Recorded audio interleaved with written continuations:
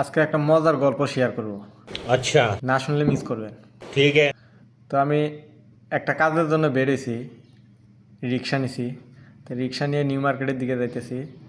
আহ, new মার্কেটের দিকে যাইতে এলিভেন রোডের ওখানে পুলিশ বক্স আছে। তো ওই পুলিশ বক্সের ওখানে তো প্রচুর পরিমাণে দেন, যারা ওই দিকে যায় তারা ভালো জানে। তা আমার সামনে একটা রিক্সায় গার্লফ্রেন্ড আর বয়ফ্রেন্ড বসছে।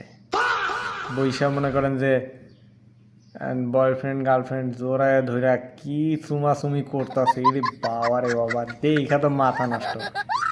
ওটা যাক থাক, সবচেয়ে মজার কাহিনী হলো বয়ফ্রেন্ডটা যখন ওর দুধে টিপ দেয় তো নরম পাইছে, আর নয় কইতাছে এটা নরম কে, এত এত নরম কে এটা? তা প্রতিদিন টিপলে নরম হইব না? আগে শক্ত আছিল, টিপতে টিপতে নরম বানাই ফেলছো। बड़ा हरामी हो। কয়, এই জন্যে কই দিন দিন এত ঝুলা পড়তাছে আর নরম হইতাছে কিসের জন্য?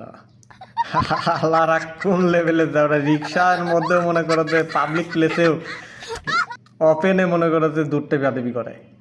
শালারা কোনোদিন ভালো হইব না।